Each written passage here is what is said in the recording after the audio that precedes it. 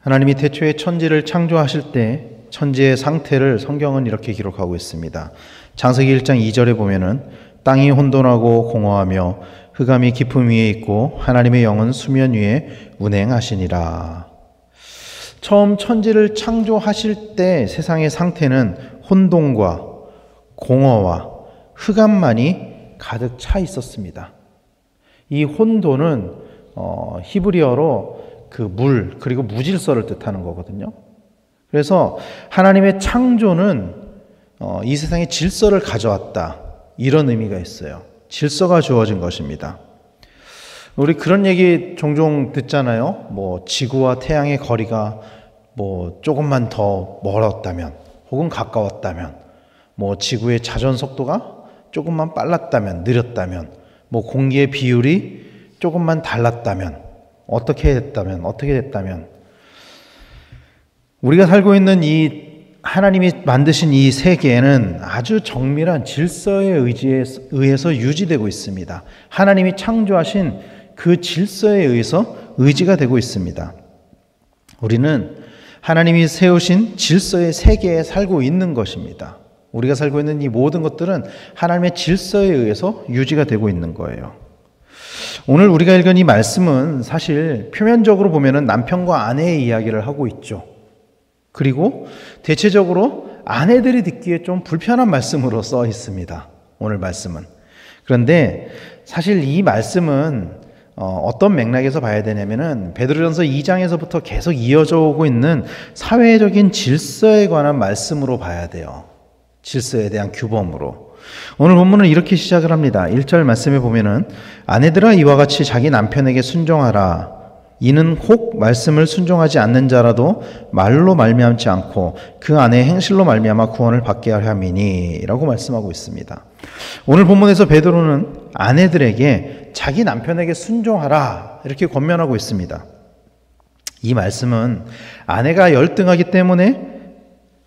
남편보다 열등하기 때문에 남편에게 순종해라 이런 뜻은 아니에요. 이런 말씀은 아닙니다. 하나님의 창조 질서에 따라서 순종하라는 것입니다. 그리고 돕는 자로 창조된 그 질서에 따르라는 권면인 것이죠.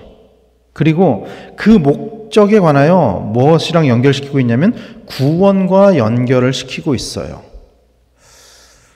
지금도 여전히 사실은 가부장적인 문화가 많이 유지가 되고 있고 여전히 남성 중심적인 세계 거의 대부분의 나라들이 여전히 남성 중심적으로 돌아가고 있지만 1세기 당시에는 오늘날과는 비교도 할 수 없을 만큼 남성과 여성의 지위의 차이가 있었습니다. 지금과는 비교도 할 수 없을 만큼 차이가 있었죠. 여자는 남자들보다 열등한 존재로 여겨졌었죠. 그래서 여자가 남자의 지배를 받는 것은 당연한 것으로 여겨졌고 심지어 여자는 남자의 소유물, 남자의 재산으로 여겨지기도 했었습니다. 그런 사회적인 분위기 속에서 아내가 남편에게 순종하는 것은 사회의 질서를 따르는 행위로 여겨졌다라는 거예요. 여성 비하가 아니라 당시 사회의 현상을 말씀하고 있다라는 것입니다. 그리고 그런 여자들의 섬김은 베드로전서 2장 마지막에 나오는 예수님의 희생과 연결이 됩니다.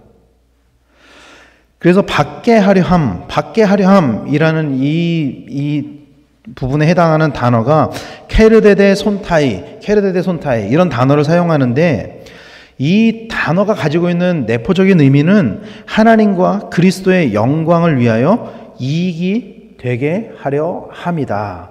이런 뜻을 가지고 있어요.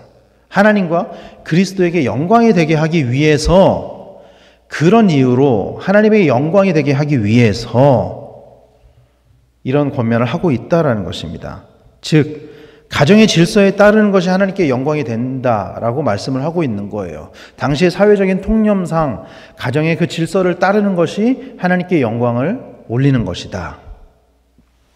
그리고 실제로 1세기 그리스도인들이 가정의 질서를 지킬 때, 특히 1세기 그리스도인들의 여성들이 가정의 질서를 지킬 때 결국 로마는 기독교 국가가 되었죠. 로마가 기독교 국가가 되는 과정을 보면은 그리스도인 여성들의 역할이 굉장히 컸었습니다. 죄악이 관영하고 성적으로 타락한 시대, 그런 시대에 말씀에 순종하며 가정의 질서를 지키는 그 그리스도인 여성으로 인해서 기독교가 사회적으로 긍정적인 인식을 가지게 되었어요. 이교도였던 기독교가 사회적으로 인정을 받기 시작했다는 것입니다. 그리고 그런 여성들이 로마의 지배층의 가정에 며느리로, 아내로 들어가게 되는 것이죠. 그리고 그들에게 교육받은 자녀들이 로마의 지도자로 세워지면서 결국은 로마가 기독교 국가로 가게 되는 그런 결정적인 역할을 했다라는 거예요. 이 질서에 따르는 여성들로 인해서. 그래서 사회의 질서를 지키는 일은 하나님의 영광에 부합하는 일이다. 베드로는 이렇게 말씀을 하고 있는 것입니다. 그러면서 베드로는 여자들에게 외모가 아닌 중심을 취할 것을 권면을 했습니다. 사라가 아브라함에게 주라 칭하며 순종한 것 같이 외모가 아닌, 외모에 치중하는 것이 아니라, 외모를 가꾸는 것이 아니라 중심으로 질서에 순종할 것을 권면하고 있는 것입니다. 그리고 그것을 이렇게 표현하는 것이죠. 하나님 앞에 값진 것이다. 하나님 앞에 값진 것이다.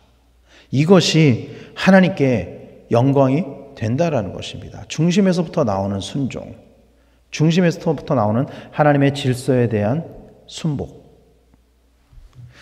그런데 사실은 제가 이렇게 말씀을 드렸지만 아무리 좋게 봐주려고 해도 이런 베드로의 인식은 사실 남성 중심적으로 여겨질 수밖에 없죠. 사실. 왜냐하면 이 부부에 관한 권면은 베드로 전서에만 나오는 게 아니에요. 다른 서신서에서도 종종 나옵니다. 그런데 다른 서신서에서 부부에게 권면하는 말씀을 보면은 대체로 남편에게 하는 권면과 아내에게 하는 권면의 분량이 비슷하게 나와요. 동일한 분량으로 나오거나 비슷한 분량으로 나오는데 오늘 본문은 아내를 향해서 집중적으로 권면을 하고 있습니다. 그렇다면 왜 베드로는 아내에게 집중적으로 권면을 하고 있느냐? 정말 베드로가 남성 중심적인 사고를 가지고 있어서 그렇게 하고 있느냐? 그렇게 보는 것이 아니라 이 말씀은 이렇게 봐야 돼요. 이 초점이 지금 베드로전서 2장에서부터 이어지는 이 말씀에서 말씀하고자 하는 이 초점이 어디에 있냐? 그것이 복종에 있기 때문이라는 거예요. 이 초점이 복종에 있기 때문이라는 것입니다.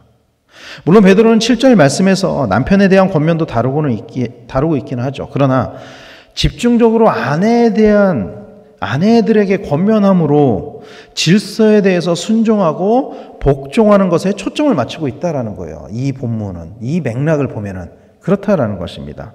그만큼 베드로는 사회 질서에 순응하는 것을 강조하고 있는 것입니다.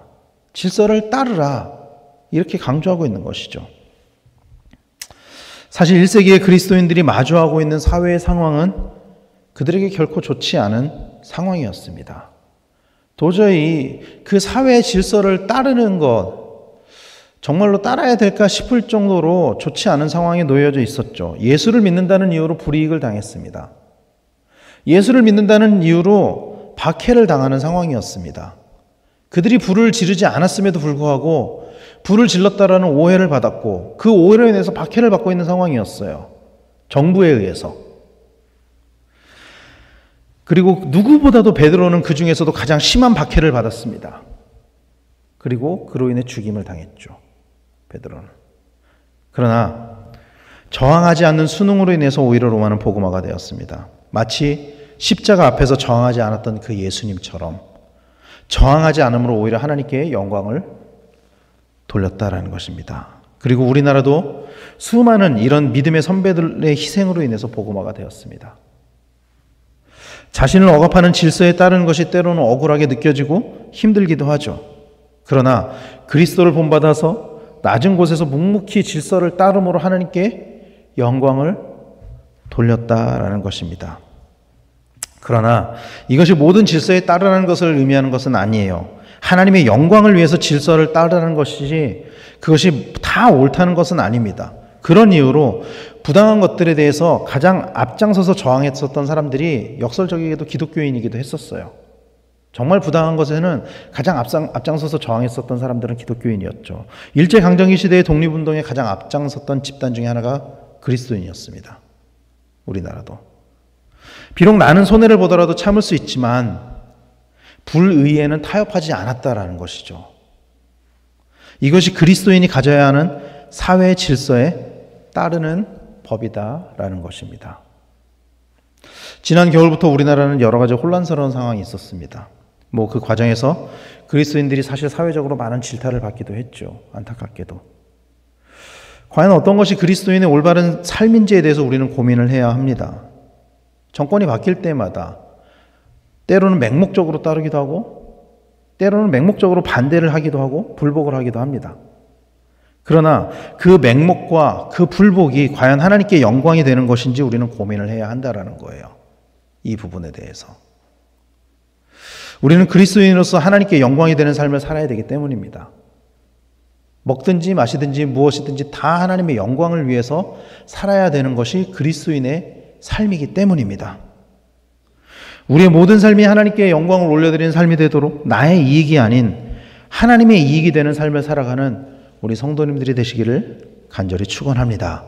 하나님의 이익이 되는 일을 하면은 때로는 내가 불합리하다고 느껴져도 질서에 순응하고 따름으로 하나님께 영광을 돌리고 내가 더 겸손한 마음으로 더 낮은 자세로 순복하는 것, 그것이 하나님께 영광을 돌리는 일이라면 따를 수 있는 그러한 성도님들이 되시길 바랍니다. 그래서 우리의 그런 선한 영향력으로 인해서 하나님의 나라가 확장되고 마치 로마가 복음화되었던 것처럼 이 땅이 복음화되었던 것처럼 하나님 나라가 확장되고 하나님의 영광을 받으시는 일이 넘치게 되기를 간절히 소망합니다.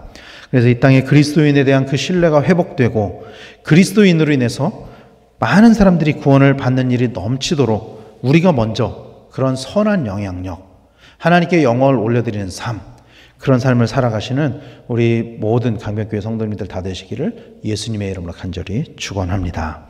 기도하겠습니다.